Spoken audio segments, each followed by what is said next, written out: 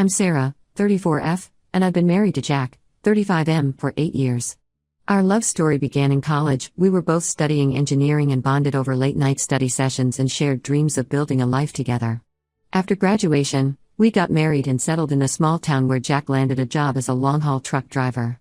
I found work as a project manager at a local construction firm, and we were excited to start our life together. 3 years into our marriage, we welcomed our son, Ethan, 7M. The pregnancy was difficult, and the delivery was even harder. I had severe complications that left me hospitalized for weeks after Ethan was born. Jack had to take extended leave from work to care for both of us. It was a challenging time, but it brought us closer together as we navigated new parenthood. However, our world turned upside down when Ethan was diagnosed with severe ADHD at the age of 4. Suddenly, our energetic little boy who we thought was just spirited became a whirlwind of activity that required constant supervision. Simple tasks like getting dressed or eating a meal could turn into hour-long ordeals filled with distractions and meltdowns. I made the difficult decision to leave my job to care for Ethan full-time. It was a financial strain, but we felt it was necessary. I started working part-time from home as a virtual assistant to help make ends meet. Jack had to increase his time on the road to compensate for the loss of my income, often being away for weeks at a time. The strain on our marriage was palpable. When Jack was home, he was often exhausted and struggled to connect with Ethan, whose behavior he found overwhelming. I felt isolated and overwhelmed, juggling Ethan's needs, my work, and trying to maintain some semblance of a household. Our social life dwindled to almost nothing. Playdates often ended in tears, either Ethan's or the other children's, as his impulsivity and inability to follow social cues led to conflicts.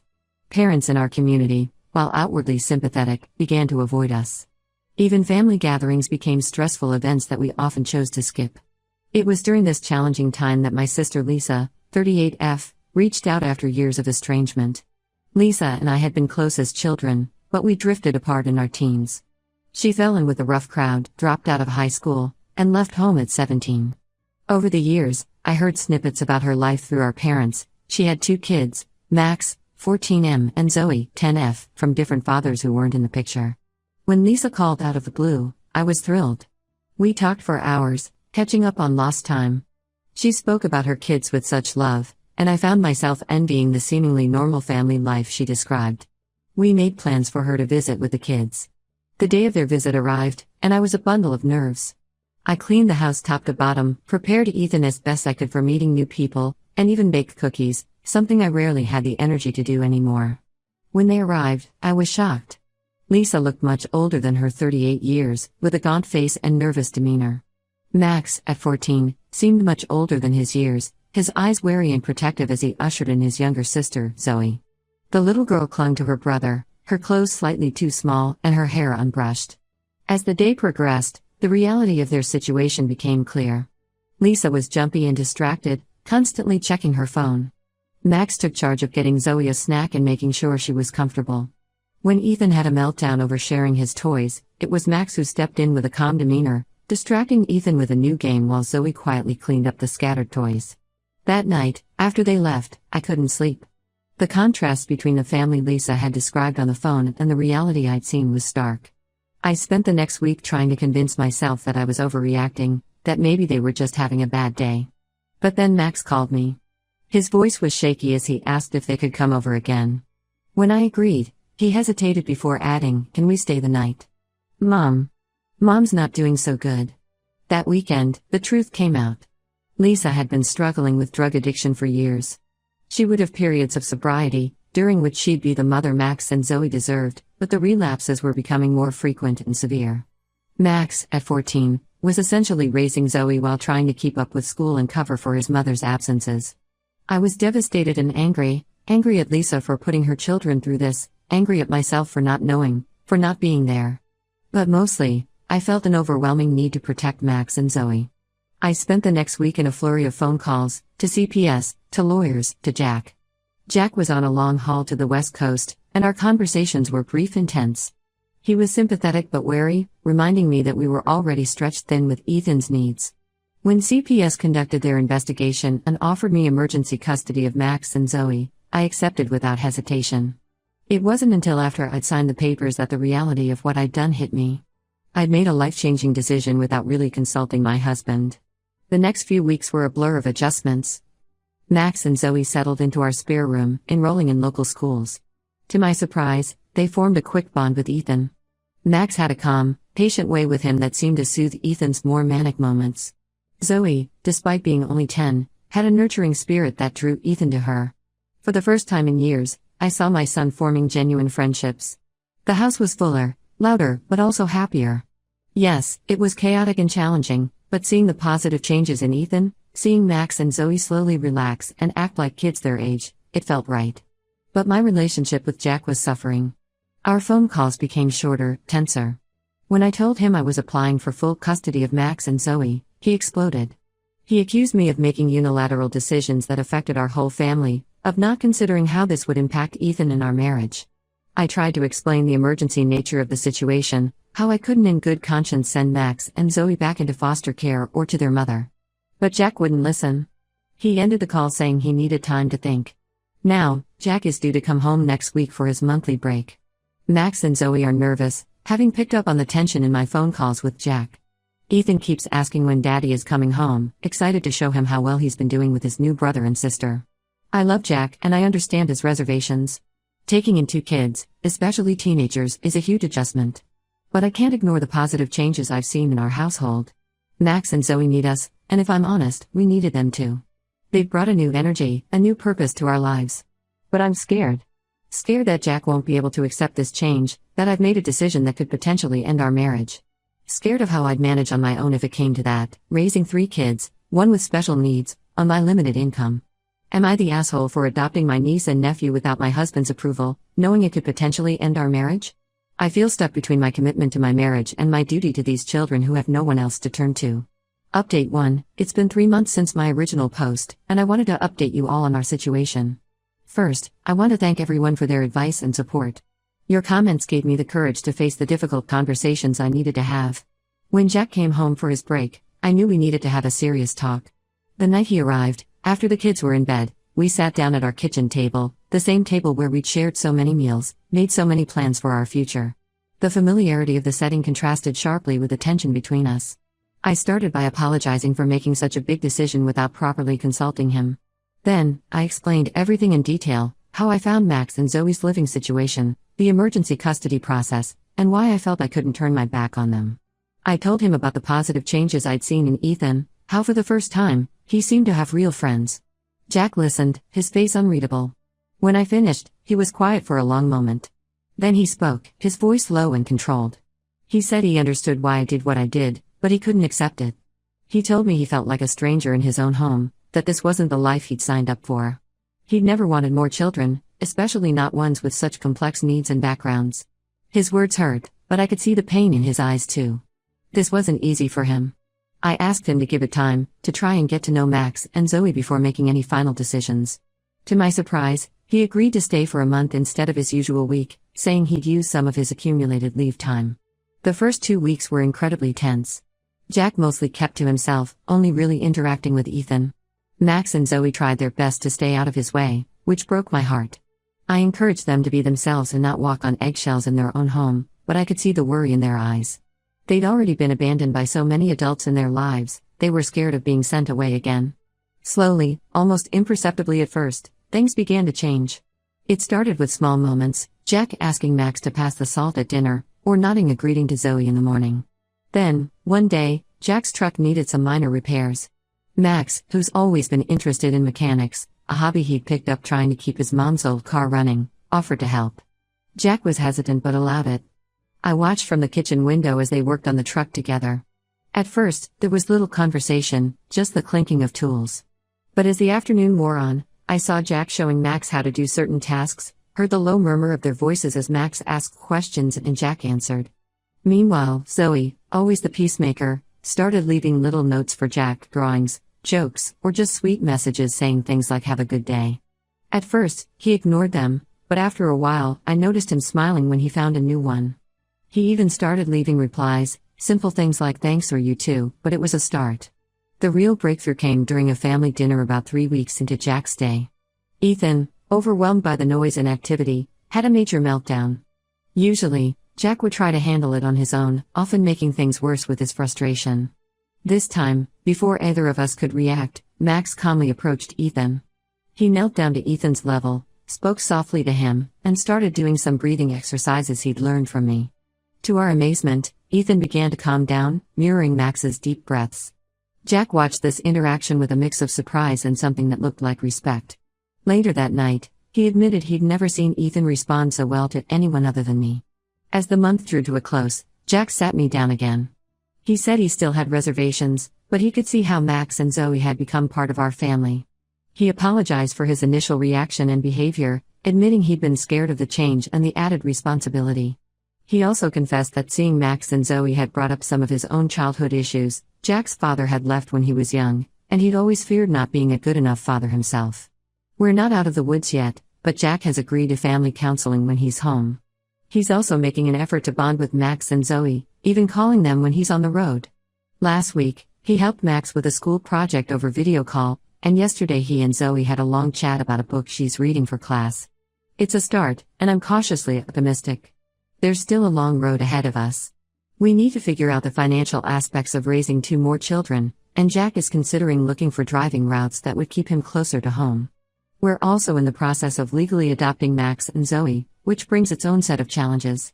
But for the first time in months, I feel like we might make it as a family. It won't be easy, and it certainly isn't what we planned, but seeing Jack try, seeing the kids slowly open up to him, it gives me hope. We're taking it one day at a time, celebrating small victories, and learning to be a family of 5. Update 2. It's been 6 months since my last update, and I wanted to share some significant developments in our family situation. The past half year has been a roller coaster of emotions and events, filled with both challenges and moments of joy. The family counseling sessions have been incredibly helpful. Our therapist, Dr. Anderson, suggested that Jack spend one-on-one time with each child when he's home. This advice has made a world of difference in how Jack relates to all 3 kids. He and Max have been working on restoring an old car together. It's a 1967 Chevrolet Impala that Jack's uncle left him years ago. The car had been sitting in our garage, untouched, for as long as I can remember. Now, every time Jack's home, he and Max spend hours working on it. I often hear them laughing and talking as they work, discussing everything from car mechanics to Max's plans for the future.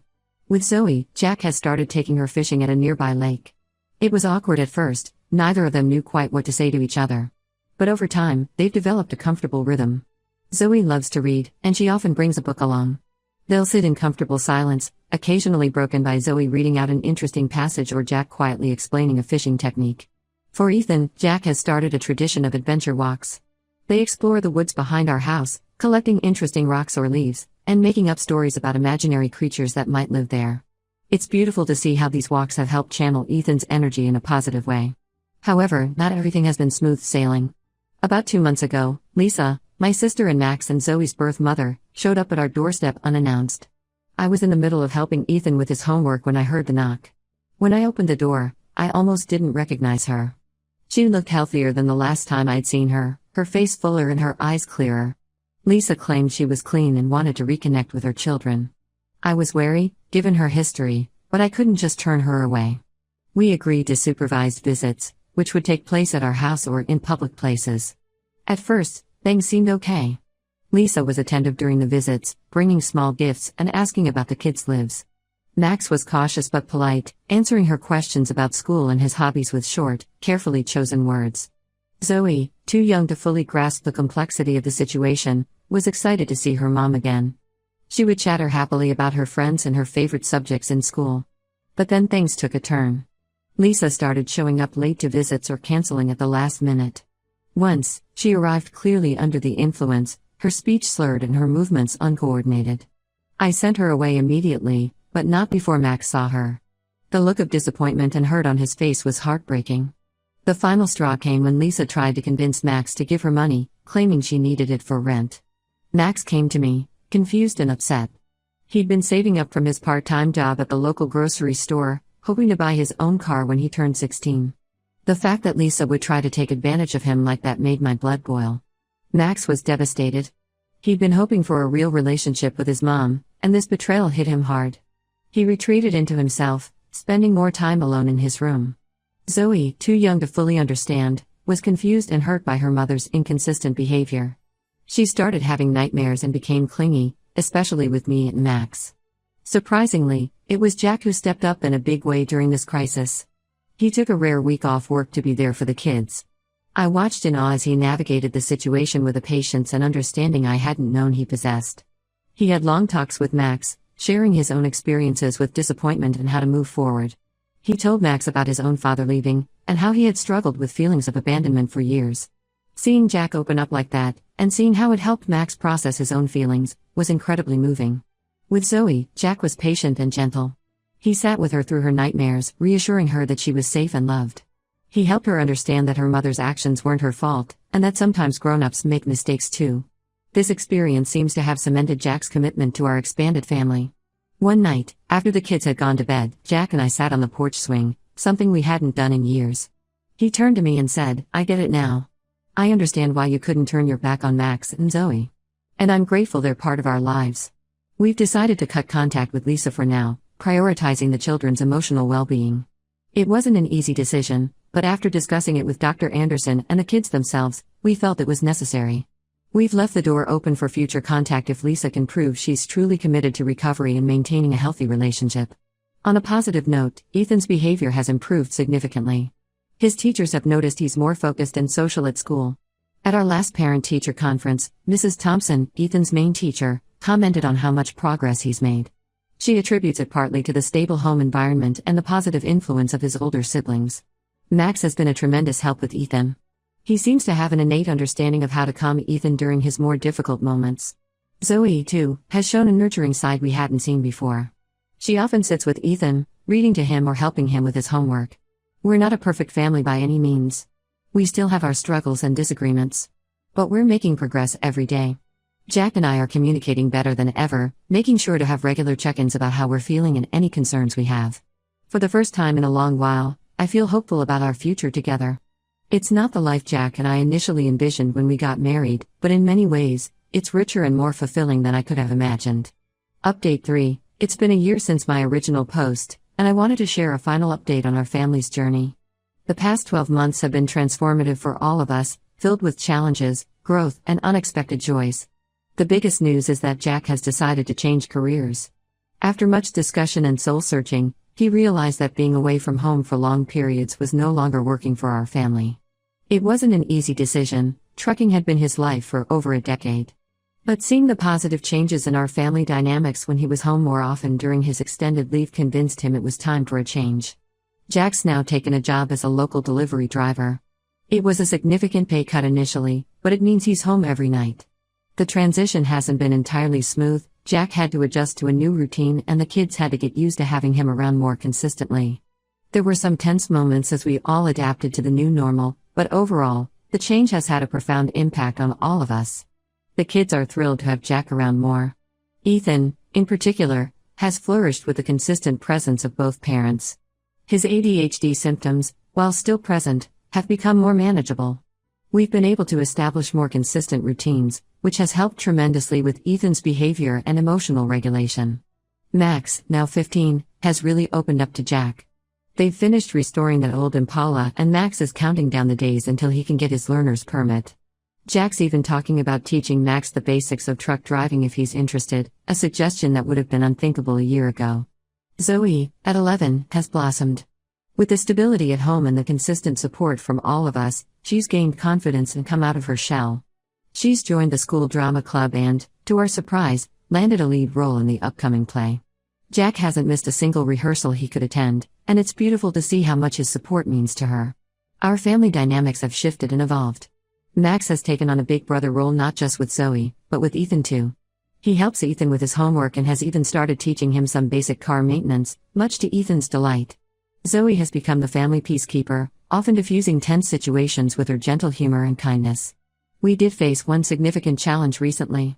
Lisa made another attempt to re-enter the kids' lives, this time through legal channels. She filed for visitation rights, claiming she was clean and stable. The news hit Max and Zoe hard. Max retreated into himself again, while Zoe's nightmares returned. The ensuing legal battle was stressful for all of us, but it also brought us closer together as a family. Jack was unwavering in his support, even using some of his savings to help with legal fees. He took time off work to attend every court hearing, standing firmly beside me as we fought for what was best for Max and Zoe.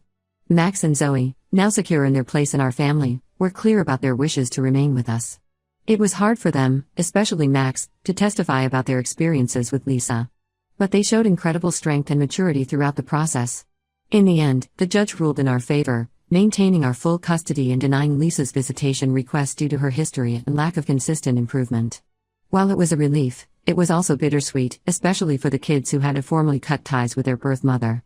Through it all, our family bond has only grown stronger. Jack, who was once so resistant to the idea of Max and Zoe joining our family, now introduces them proudly as his children. The change in him has been remarkable, and it's reflected in how settled and happy our home has become. Looking back on the past year, I know I made the right decision in adopting Max and Zoe, despite the initial challenges it posed to my marriage. Our family may not look like what Jack and I initially envisioned, but it's filled with more love and joy than I ever thought possible. To anyone facing a similar situation, I'd say trust your instincts, be patient, and never underestimate the capacity for change and growth in those you love. Our journey hasn't been easy, but it's been incredibly rewarding, and I wouldn't change it for the world.